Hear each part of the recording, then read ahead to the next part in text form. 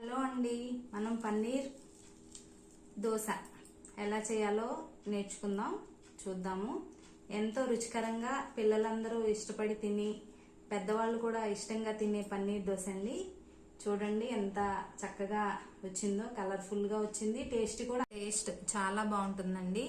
మీరు ఈ వీడియోని లాస్ట్ వరకు స్కిప్ చేయకుండా చూడండి. లైక్ చేయండి, షేర్ చేయండి, సబ్స్క్రైబ్ చేయండి ఫ్రెండ్స్. ఎంతో రుచికరమైన పన్నీర్ దోశ ఎలా తయారు చేయాలో చూద్దాం. స్టవ్ ఆన్ చేసుకొని దోశలోకి పచ్చిమిర్చి అల్లం చట్నీ చేసుకుందాము. కొంచెం 2 టేబుల్ స్పూన్స్ ఆయిల్. ఇది నేను కొంచెం క్వాంటిటీనే చేస్తున్నాను, ఎందుకంటే ఎప్పటికప్పుడు ఫ్రెష్గా చేసుకుంటే బాగుంటుంది. ఇది లేదంటే ఎక్కువ చేసుకొని ఒక 1 వీక్ అట్లా కూడా ఉంటుంది, కానీ నేను రెగ్యులర్గా అయితే అప్పటికప్పుడు చేస్తాను. సో అదే మీకు చూపిస్తున్నాను.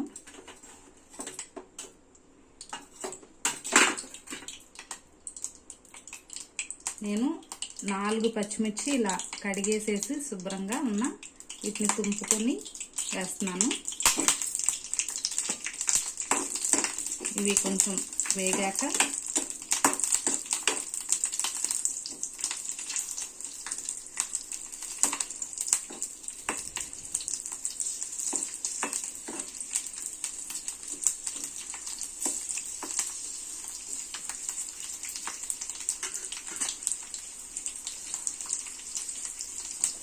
ఈ చట్నీకి కావాల్సిన ఇంగ్రీడియంట్స్ చూద్దామండి. పచ్చిమిరపకాయలు, తర్వాత నేను 5 పచ్చిమిర్చి తీసుకున్నాను కాబట్టి కొంచెం చిన్న అల్లం ముక్క తీసుకున్నాను ఈ క్వాంటిటీలో. తర్వాత చిన్న అంటే ఎలా చెప్పాలి, చిన్న నిమ్మకాయ సైజు చింతపండు తీసుకున్నాను.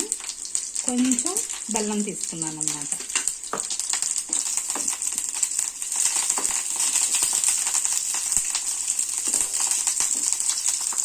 ఇలా దోరగా వేగిన తర్వాత మనం ముందుగా కట్ చేసి పెట్టుకున్న అల్లం ముక్కల్ని ఇందులో వేద్దాము.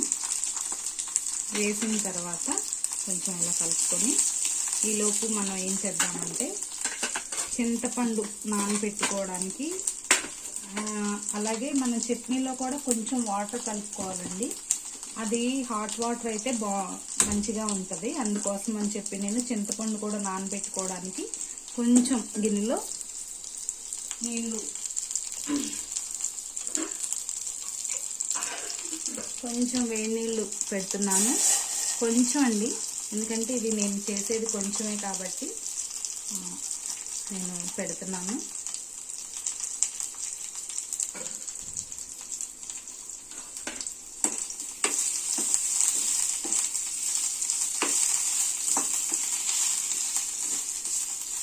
స్టార్ట్.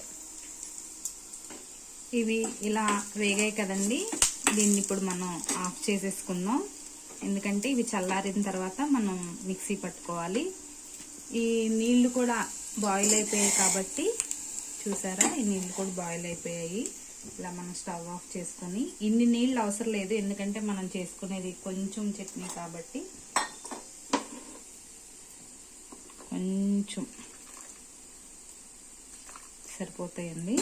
దీనిలో మనం ఈ చింతపండుని కడిగి కొంచెం, ఇది కడిగిన చింతపండుని ఇందులో వేసి నానబెడితే వెంటనే నానిపోతుంది. ఇవి కూడా కొంచెం మనకి ఆరిన తర్వాత అప్పుడు మిక్సీ పట్టుకుందామండి. స్టార్ట్.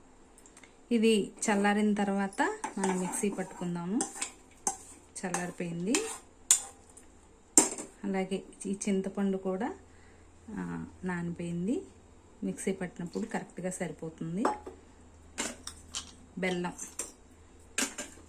వెల్లుల్లిపాయ 4 గబ్బాలు వెల్లుల్లిపాయలు వేసాం కదండి. కొంచెం జీలకర్ర,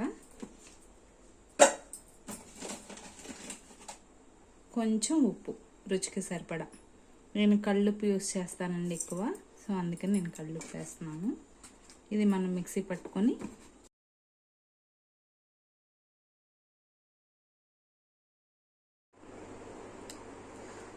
టమాటా, పచ్చిమిరపకాయ, కొత్తిమీర పచ్చడి, ఇంకొక పచ్చడి అన్నమాట. ఒక 10 వరకు తీసుకున్నాను పచ్చిమిర్చి, కడిగి పెట్టుకున్నాను. తర్వాత 1/2 కిలో వరకు టమాటా, కొత్తిమీర అంటే 1 కప్పు చిన్న బౌల్ తీసి పెట్టుకున్నాను. ఇవి జీలకర్ర, ఇవి ఏ చట్నీలైనా వేసేవే కదండి. వీటిని మనం ప్రాసెస్లోకి వెళ్ళిపోతాం. స్టవ్ ఆన్ చేసుకొని పాన్ పెట్టుకొని ఒక 2 టేబుల్ స్పూన్స్ కొంచెం ఆయిల్ వేసుకొని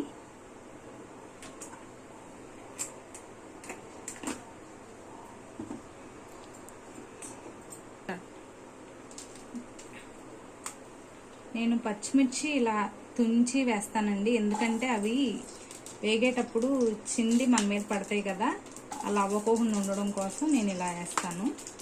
ఒకవేళ మీకు ఇది యూస్ఫుల్ అయితే మీరు కూడా ఇలాగే చేయండి.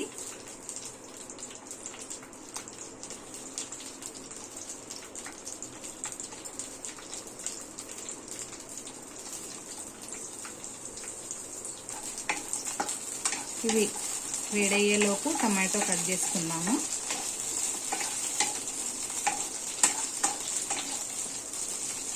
పచ్చిమిర్చి ఇంకొంచెం వేగాక తీసి మనం టమాటో ముక్కలుగా కట్ చేసుకుని కూడా వేసుకుందామండి.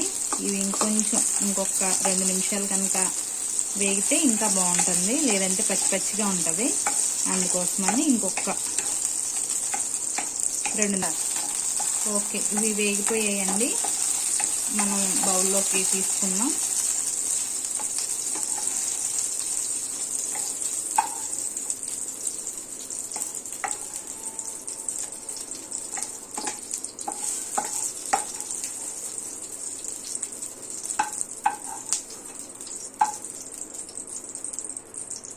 ఇప్పుడు మనం 4 ముక్కలుగా కట్ చేశానండి టమాటోని.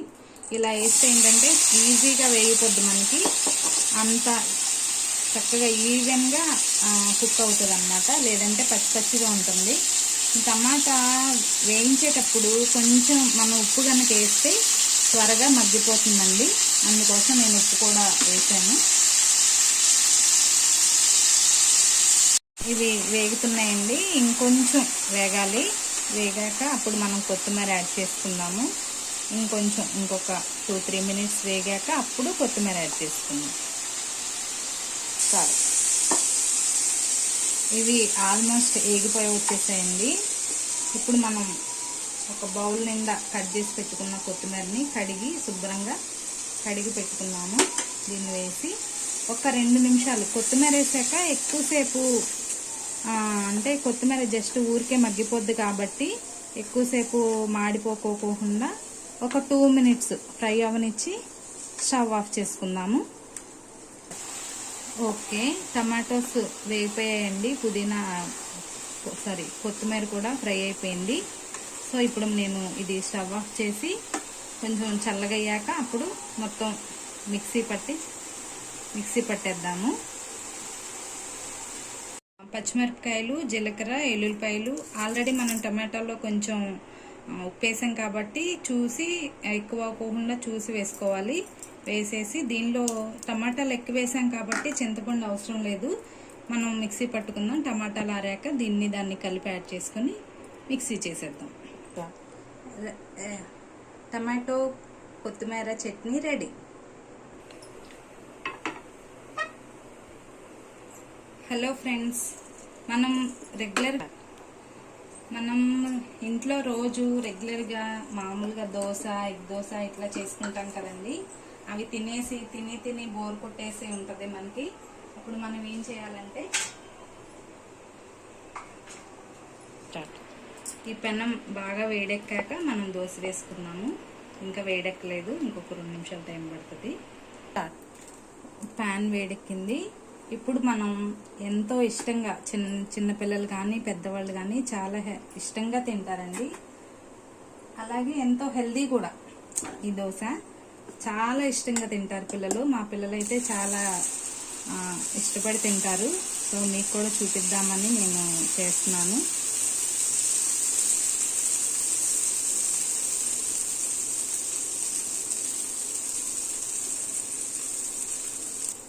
ఇప్పుడు దీని మీద కొంచెం క్యారెట్ తురుము, ఇలా నీట్గా స్ప్రెడ్ చేసుకోవాలండి. ఇప్పుడు చాలా ఈవెన్గా స్ప్రెడ్ అయితే బాగుంటుంది. అలాగే కొత్తిమీర కడిగి శుభ్రంగా నీట్గా చేసుకున్నది. అలాగే కొత్తిమీర పన్నీర్ వచ్చేసరికి మనం తురిమి పెట్టుకోకూడదండి, అది గడ్డగట్టుకుపోతుంది, అంటే ఒక దగ్గరికి వచ్చేస్తుంది ముద్దలాగా. ఇలా మనం తురుముకున్నాం అనుకోండి, దోశ మీదే ఇలాగ ఈవెన్గా మనం చక్కగా చూసి వేసుకుంటే కనుక చూడడానికి బాగుంటుంది, తినడానికి కూడా చక్కగా అసలు చాలా మంచి ఫ్లేవర్ వస్తుంది అనమాట. సో ఇలా చేస్తే చాలా చాలా బాగుంటుంది, మీరు ట్రై చేయండి.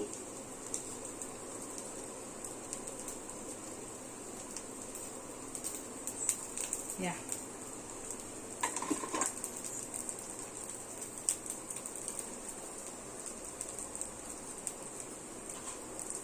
కొంచెం సన్నగా తరిగి పెట్టుకున్న కొంచెం మీకు అది ఆప్షన్ అండి, పచ్చిమిర్చి వేయాలి. సన్నగా తరిగి పెట్టుకున్నది నేను కొంచెమే వేసాను. ఓకే, మన పన్నీర్ క్యారెట్ దోశ రెడీ. దీన్ని మనం ప్లేట్లో సర్వ్ చేసుకుంటే ముందుగా ప్రిపేర్ చేసుకున్న చట్నీలతో ఎమ్మీగా చాలా బాగుంటుంది.